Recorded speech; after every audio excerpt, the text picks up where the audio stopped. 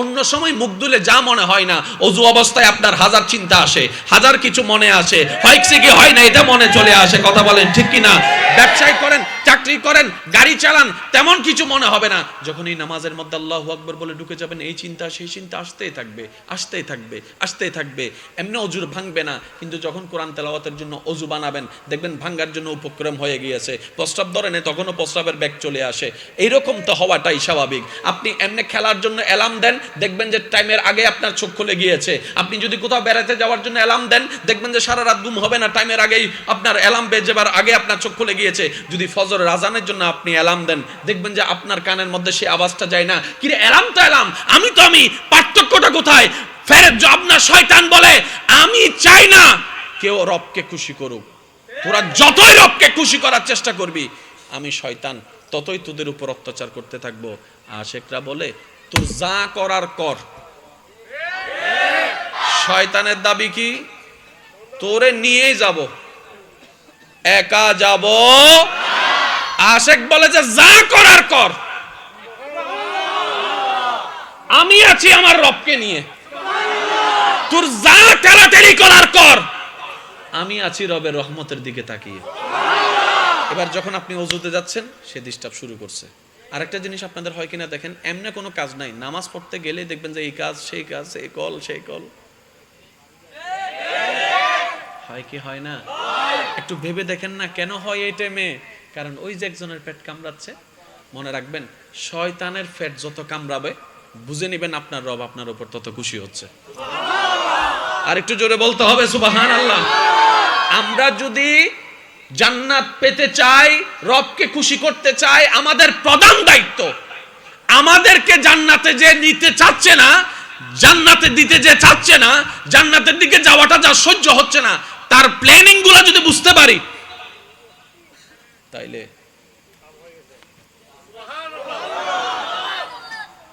আচ্ছা যুদ্ধ করতে কি আসলে অস্ত্র লাগে না, মাথা লাগে দেয়?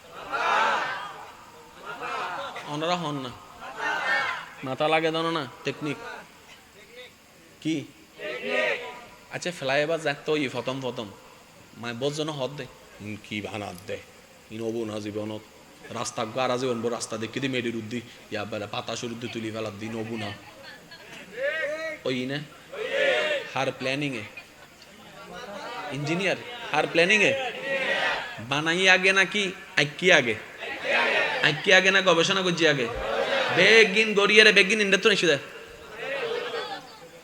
মাথো না ভাই কি কি তুন শয়তানের সালাকে যদি বুঝি ফেলন ইতারে ল্যাং মারন সোজা। সেজন্য আমি একটা কথা বলার চেষ্টা করি, নিজেও মানার চেষ্টা করি। শয়তানের হাজার ক্ষমতা থাকুক, তারপরও তার কোনো যোগ্যতা আপনার সামনে নেই, কোনো পাওয়ারই সে আপনার কাছে রাখে না। সে আপনার সামনে অতি দুর্বল। যেখানে আপনি আউযুবিল্লাহ বললে তার 12টা বেজে যায়, যেখানে আপনি একবার তওবা করলে তার সারা জীবনে কামাই দেওয়া গুনাহ সব মোচন হয়ে যায়। আপনার সামনে তো শয়তানের কোনো পাওয়ারই নাই। কেন? শয়তানের সাথে রহমানের রহমত নাই, কিন্তু আপনার সাথে আপনার রহমানের রহমত আছে। বলেন সুবহানাল্লাহ। আর সাকসেস হওয়ার মেইন বেস হচ্ছে রহমত। আপনি আম গাছ থেকে আল্লাহ রহমত তুলে নেন, বলেন না? আমের ভিতর থেকে আল্লাহ রহমত তুলে নেন, সাত ভাই জোরে বলতে হবে ভাই। আপনি জাম গাছ থেকে রহমত তুলে নেন, জান্নাত থেকে আল্লাহ রহমতটাকে সরাই ফেলেন।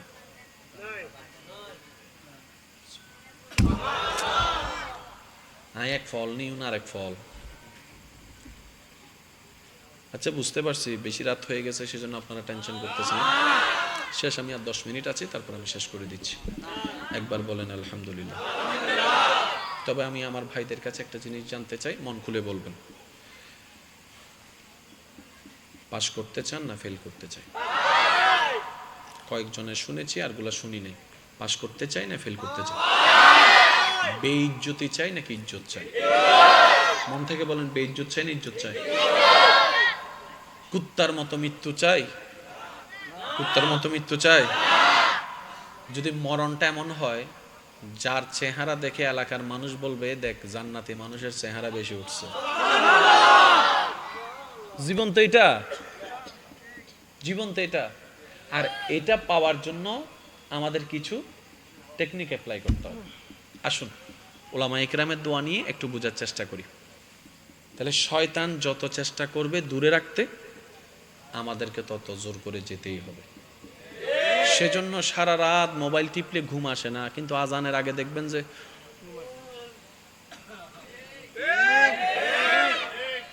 শয়তানের চাওয়াটা কি, আমাদেরকে আল্লাহর কাছে কালার বানানো। বাস এতটুকু মনে রাখেন, শয়তানের চাওয়া একটাই, আমাদেরকে আল্লাহর কাছে কালার বানানো। কালার বানানোর জন্য শয়তান আমাদেরকে দুইভাবে হামলা করে সবাইকে। কয়ভাবে ভাই একটু জোরে বলেন, কয়ভাবে? একটা হচ্ছে ভিতরে ভিতরে নফসের মাধ্যমে, আর একটা হচ্ছে পরিচিত মানুষ দিয়ে। দুইটা উদাহরণ দিলে আপনারা বুঝতে পারবেন। যতবার এই পর্যন্ত রাগ উঠছে আপনার, রেগে আপনি যাই করেছেন, লাভ হয়েছে না লস? সুনাম না বদনাম? জোরে বলেন না। এই পৃথিবীতে যতগুলা মানুষ, যত ভুল হয়েছে, যত মামলা আছে, বেশিরভাগ মামলার পিছনে একটাই জিনিসের রাগ, আর একটা জিনিস হচ্ছে হিংসা। ওকে, আপনারা কি বলেছেন? আমরা কি লাভ চাই না লস চাই? আর একটু জোরে, লাভ চাই। এবার রাগটা কি ফেরেশতা থেকে আসে না শয়তান থেকে? এবার টোটাল বিষয়টা বোঝার চেষ্টা করেন। কারো প্রতি যদি রাগ হয়, আপনার মুখ চলার আগে আপনি খেয়াল করেছেন কিনা জানেন না, আপনার কিন্তু মন কিছু কথা বলে।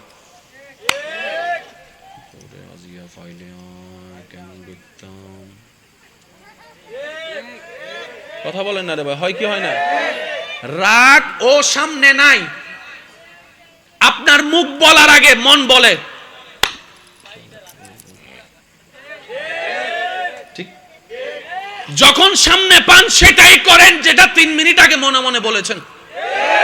এবার তাকে পেয়ে রাগ করে আপনি এমন ভাবে একটা দিছেন, মায়ের সামনের 2টা দাঁত পড়ে গেছে।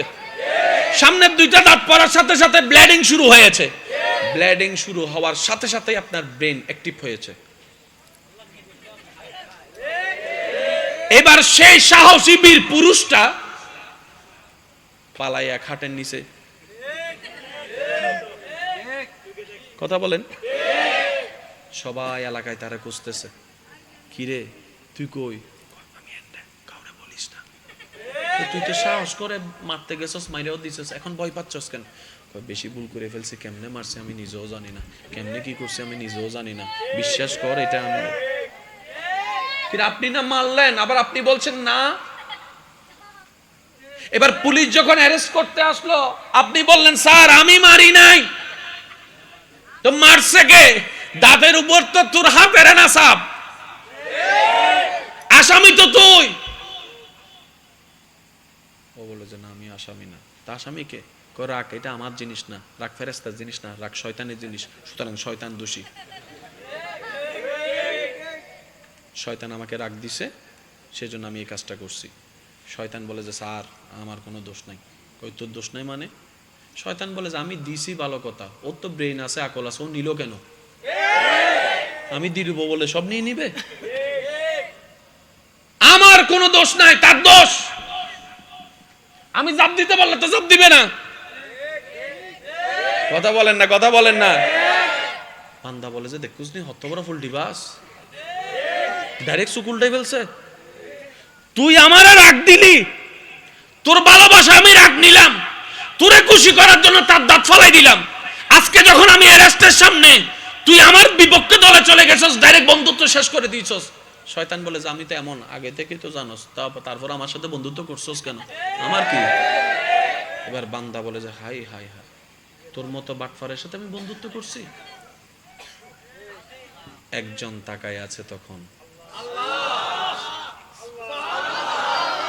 সুবহানাল্লাহ জোরে বলবেন না?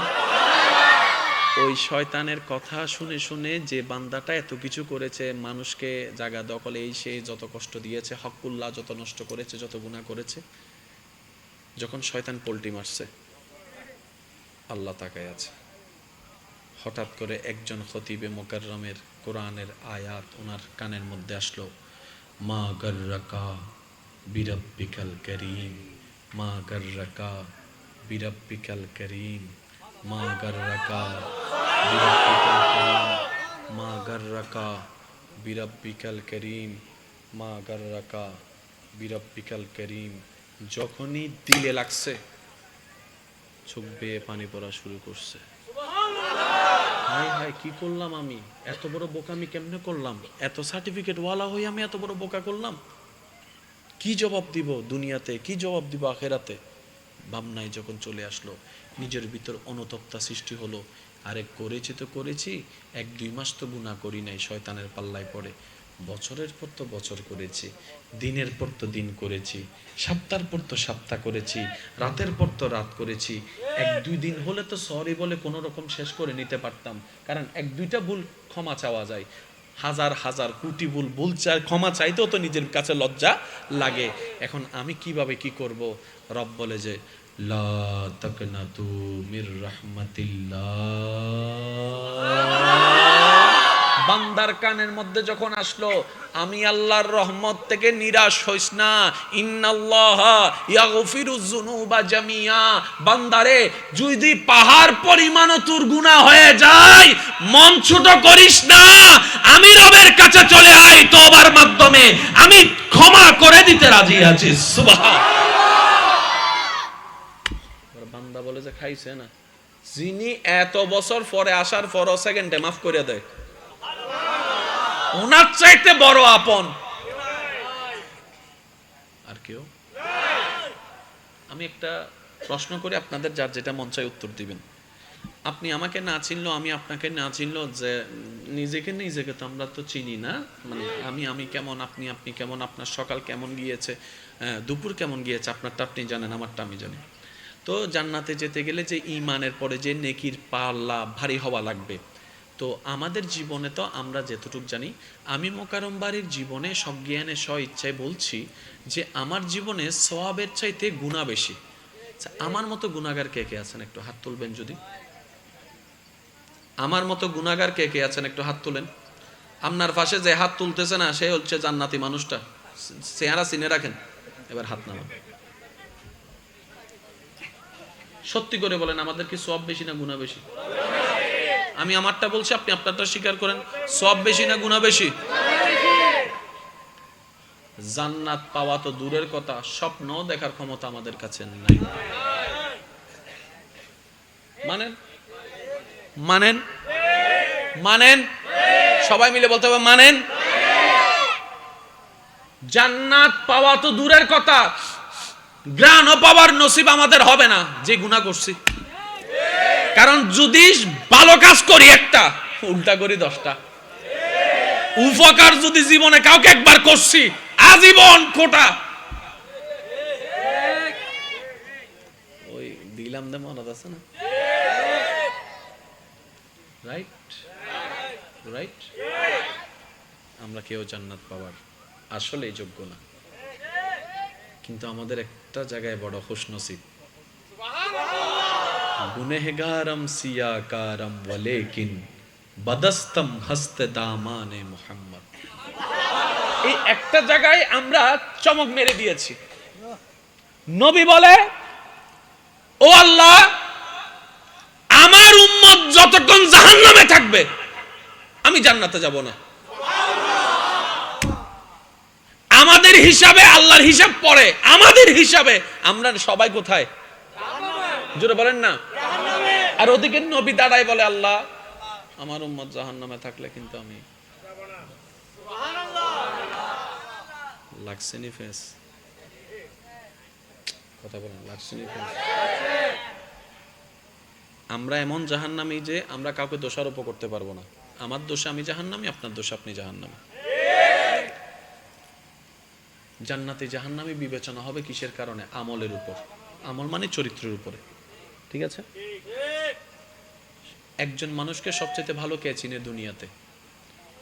স্বামীকে চিনে স্ত্রী, স্ত্রীকে চিনে মা বাবাকে একটু সাইডে রাখলাম। আজকে যাই আপনার ঘরের বউটাকে ছেলের মারে জিজ্ঞেস কর, অটনির মা, একটু জিজ্ঞেস করবেন, অটনির মা তুমি তো আমার অর্ধাঙ্গিনী, লাইফ পার্টনার, কারণ আমি সবাইকে ছেড়ে এমন রুমে আসি যেখানে আর কেউ থাকে না তুমি ছাড়া। আমার রাতটা কেমন তুমি ছাড়া কেউ জানে। কেরাম আজমাইনের নাম আছে, উম্মতের লিস্টের ভিতরে তো আহলে বাইতের নাম আছে, উম্মতের লিস্টের ভিতরে তো তাবি, তবে তাবি আল্লাহর ওলিদের জান্নাতীদের নাম আছে। এবার আল্লাহ পাক বলবে, আপনি যে বললেন রব্বি হাবলি উম্মতি, উম্মতকে দেওয়ার জন্য আপনি কে আবু বকরের কথা বলছেন? নবী বলে যে না, আমার আবু বকরকে নিয়ে চিন্তা নাই, আমার ফারুককে নিয়ে চিন্তা নাই, আমার ওসমানকে নিয়ে চিন্তা নাই, আমার আলীকে নিয়ে চিন্তা নাই। ও আল্লাহ, আমার উম্মতের ভিতরে যারা জাহান্নামের অধিবাসী হবে ওই উম্মতগুলোকে আমাকে দিয়ে দাও।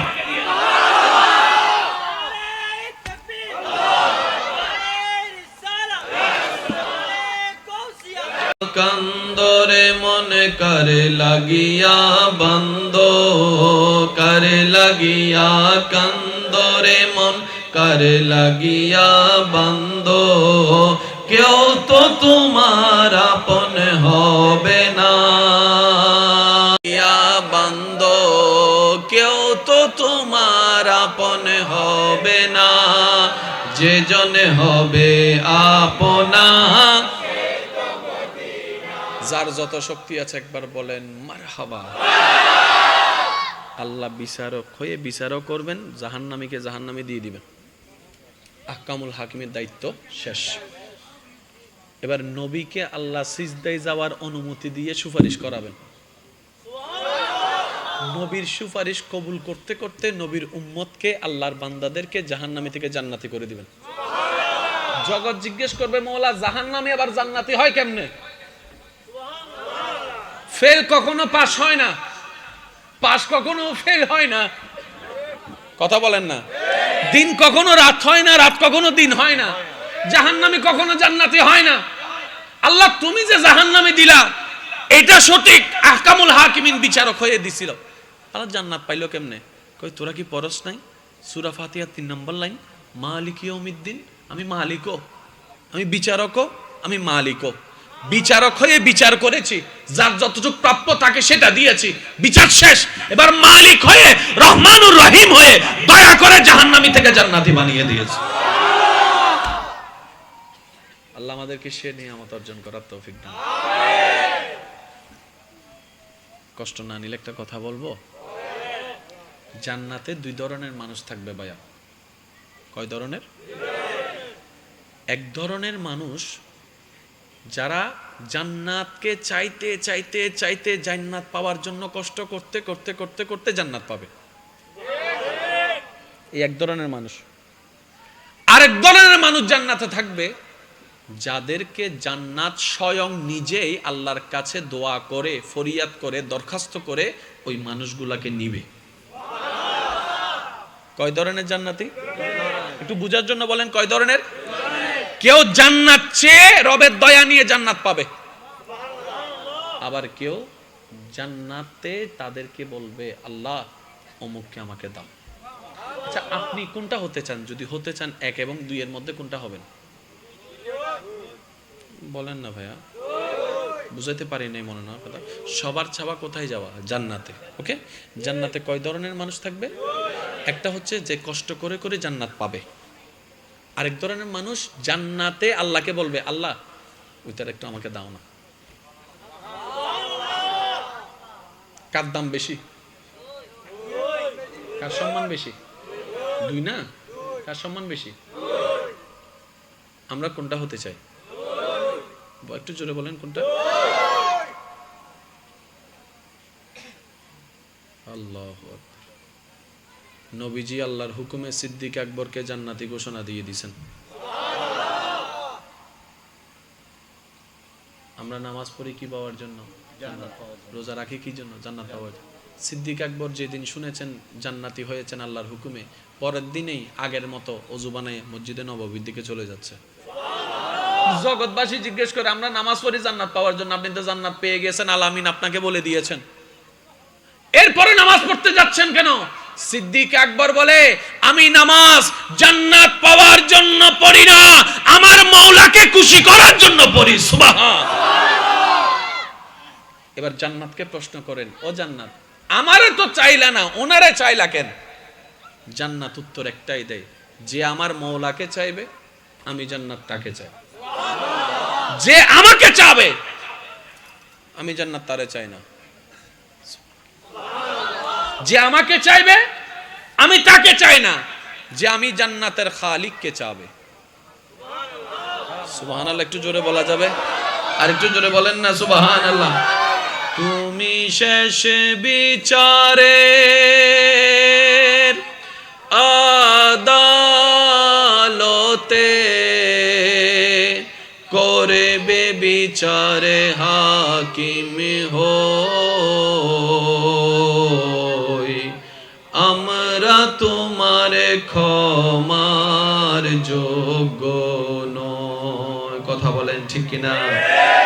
আমরা তোমার ক্ষমার যোগ্য নয়। আল্লাহ আমাদের সবাইকে মাফ করুক। এতটুকু কি ক্লিয়ার বুঝে আসছে?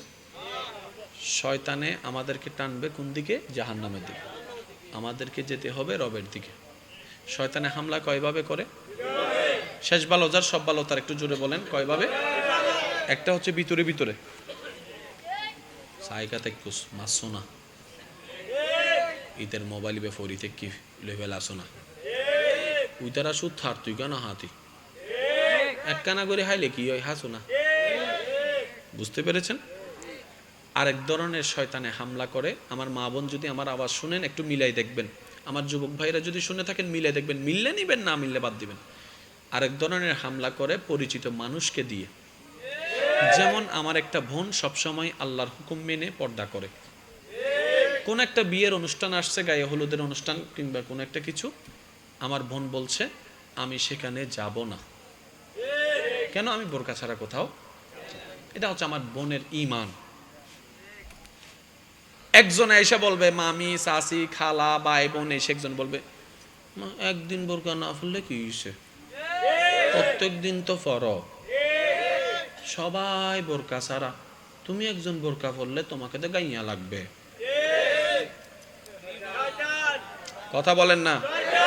আমার বোন দেখছে এটা বাবি বলছে, খালা বলছে, চাচি বলছে, না সব কথা খালার হয় না, বুঝতে হবে কোনটা খালার কথা, কোনটা খালার উপর ভর করে শয়তান বলাচ্ছে। একদিন বোরকা না পরলে কি হয় দিছেনি মাথায় ঢুকে। তারপরে বলতেছে এত সুন্দর মেকআপ করে এত সুন্দর ড্রেস পরে বোরকা যদি পরো, এই 20,000 টাকার ড্রেস এটা দেখবে কে? আর যদি না দেখো তাহলে আর কিনে লাভ কি? আমার বোন চাচি মনে করে চাচি শয়তানের কথায় পড়ে গেছে, বান্ধবী মনে করে শয়তানের কথায় পড়ে গেছে। এবার হাসরের ময়দানের সময় যখন আমার বোনকে এই টাইমটা নিয়ে প্রশ্ন করা হচ্ছে, আমার বোন বলবে আল্লাহ আমার কোনো দোষ নাই, আমার চাচি মামি কাকা যারা আছে ওনারা বলছে। ওনাদেরকে যখন ডাকা হবে, আল্লাহ আমারও কোনো দোষ নাই, শয়তান আমার উপর বর করে বলাইছিল যে, কারণ শয়তানে দেখতেছে তার ঈমানের পরীক্ষায় শয়তানে জিততে পারতেছে না, সেজন্য এমন কাউকে দিয়ে আমাকে দিয়ে বলাইছে, অন্তত আমার মুখের দিকে তাকাই হলো যেন সে শয়তানের কথা ধরতে বাধ্য হয়, লজ্জায় পড়ে, সেজন্য শয়তান আমাকে দিয়ে এই কাজটা করিয়েছে। শয়তানের হামলা কয়ভাবে? জোরে বলেন না কয়ভাবে? একটা হচ্ছে ভিতরে ভিতরে, আর একটা হচ্ছে পরিচিত। কখনো যদি আপনাকে বলে তোর জায়গায় আমি থাকলে তারে জেলের ভাত খাওয়াইতাম, কে কে কে? জোরে বলেন না কে? আপনি মোটরসাইকেল চালাচ্ছেন, আরেকজন আইসা চিনা না জানা নাই পিছন থেকে ব ব ব, তারপরে বেল 3-4টা মেরে আপনাকে একটু উত্তেজিত করা, সাই ভাইলাই চিনা নাই জানা নাই হতে ভাইলাই, কে? জোরে বলেন না কে? কেউ যদি আপনাকে বলে একটান দেছো না, আপনি বলবেন না আমি খাই না এগুলো, আমি খাসি টাসি না। মামা তুই কেমন পুরুষ মানুষ, এটা খাইতে পারস না? আমি কি বুঝাইতে পারছি কথা? আমি কি বুঝাতে পারতেছি?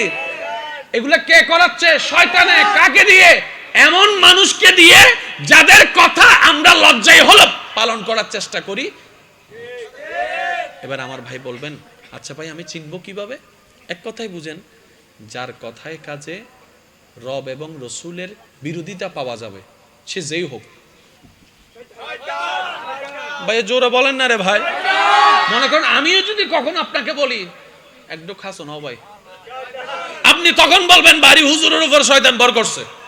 বাস ক্লিয়ার কথা কিনা? আর কোনো ডাইন বাম করার দরকার।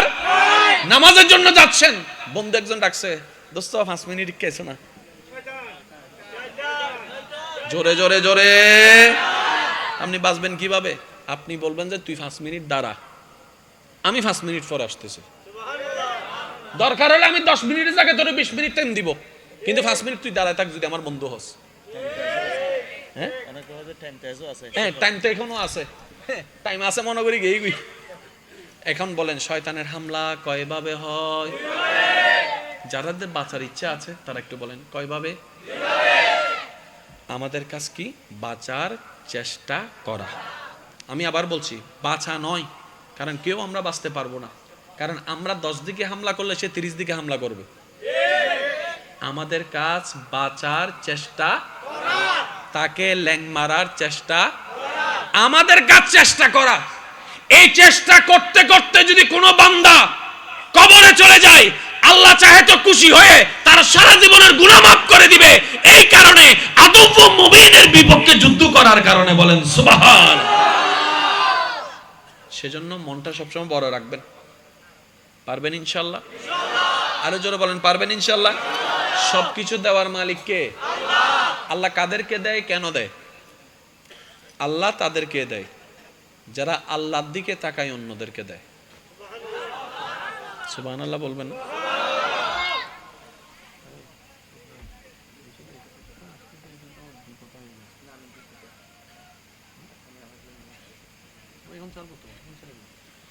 একবার বলেন আলহামদুলিল্লাহ।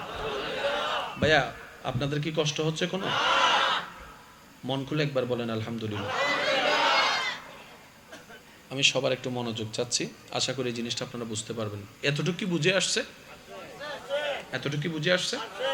এবার এই জিনিসটা মিলাবেন কোথায়? ইব্রাহিম আলাইহিস ইসলাম যখন ইসমাইল আলাইহিস ইসলামকে নিয়ে যাচ্ছেন আল্লাহর হুকুম পালন করার জন্য, 3 জায়গায় শয়তানে যেই যে কথাগুলো বলে ধোঁকা দিছে এগুলোর সাথে মিলান। বুঝাতে পারছি কথা? যখন রাগ বেশি লাগবে তখন কি করা উচিত? দাঁড়িয়ে থাকলে বসে যাবেন, বসে থাকলে শুয়ে যাবেন, না কমলে একদম শুয়ে যাবেন, না পারলে একদম ওযু বানিয়ে নিবে। কারণ 95% মানুষ জীবনে বেশিরভাগ ভুল করে রাগে। এই পর্যন্ত যত সংসার ভাঙছে, যত ভাই ভাই দুশ্মনী হয়েছে, আর রাগটা আসে কার থেকে? মনে রাখবেন, যে আগে রেগে যায়, মনে করেন স্বামী রেগে গেছে, স্ত্রীর এখানে ডিফেন্স খেলতে হবে। স্ত্রী রাগলে হবে না, স্ত্রী সেখানে শুধু হজম করতেই থাকবে, কারণ স্ত্রী নিজেও ভালো করে জানে এখন যা বলছে মনের কথা নয়, সব রাগের কথা, শয়তানের কথা। কথা বলেন ঠিক কিনা? স্ত্রী যদি, স্ত্রীও তো মানুষ, স্ত্রীও তো রাখতে পারে, মন মেজাজ তো সবার সবসময় একরকম থাকে না। স্ত্রী যদি কখনো রেগে যায়, দেখতেছে স্বামী কথা বলতেছে, উল্টা বলতেছে, স্বামীর উচিত মাটির দিকে তাকায় চুপ করে থাকা। কেন?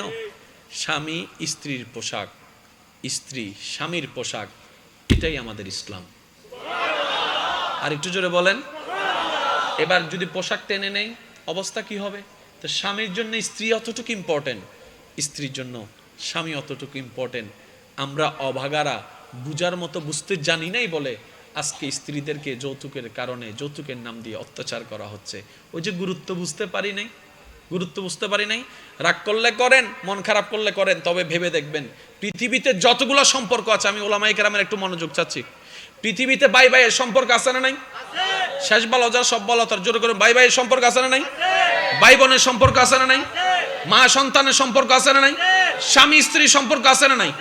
পৃথিবীতে যতগুলো সম্পর্ক আছে সবচাইতে পুরাতন সম্পর্কের নাম হচ্ছে স্বামী স্ত্রী। সবচাইতে পুরাতন সম্পর্কের নাম স্বামী স্ত্রী। যখন স্বামী স্ত্রী নামক সম্পর্ক ছিল তখন ভাই বোন নামক কোনো সম্পর্কই ছিল না। সর্বপ্রথম সম্পর্কের নাম কি? এবং জান্নাতে যে অনন্তকাল সেখানেও স্বামী স্ত্রী।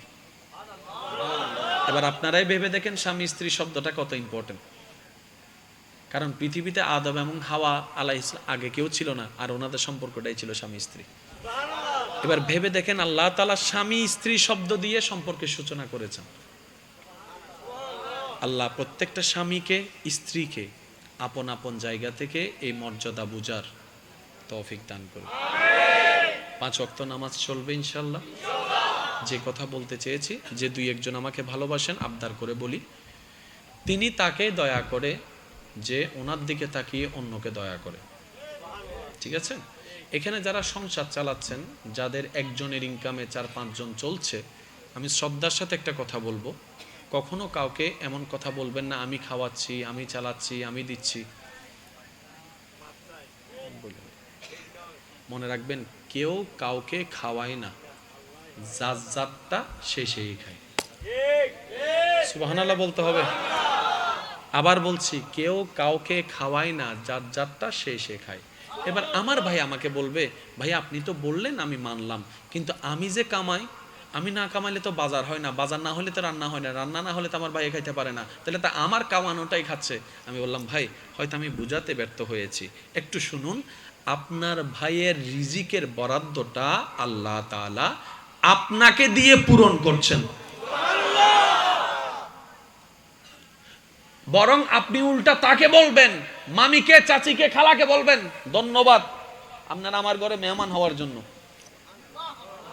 কারণ আপনারা যখন এসেছেন একা আসেন নাই, আপনাদের বরাদ্দ রিজিকও নিয়ে এসেছেন। এবার একজন 5 জনের পরিবার চালানোর জন্য 10,000 টাকা দিয়ে সংসার চালায়। এই 5 জনের ভিতর মাও আছে, বাবাও আছে। এবার মা বাবা যদি মারা যায়, খরচ এটা বাঁচার কথা না? 10,000 টাকা থেকে বাঁচার কথা না? মা বাবা মরার পরে দেখেন, জিজ্ঞেস করেন, কালকে জিজ্ঞেস করবেন, ওই খরচটা আর খুঁজেও পাচ্ছে না। কি বলেন আপনারা? মায়ের খরচ যেটা বাঁচার কথা, মনে করেন মার জন্য 2,000, বাবার জন্য 2,000, 4,000 টাকা বাঁচার কথা, ওটা আর বাঁচতেছে না। এবার সে চিন্তা করে, কি রে 10,000-এ 5 জন চলতো, এখন দেখি 10,000-এ 3 জন চলি, ব্যাপার কি? ওই 4,000 গেল কই? আল্লাহ তাআলা বলে যে, তোমার মা বাবা যখন এসেছে, ওনাদেরটা নিয়ে এসেছে। সবাইকে আমি আল্লাহই খাওয়াই, স্বামীকে বউয়ে খাওয়াই না, বউকে স্বামী খাওয়াই না। সবগুলা হচ্ছে বাহানা।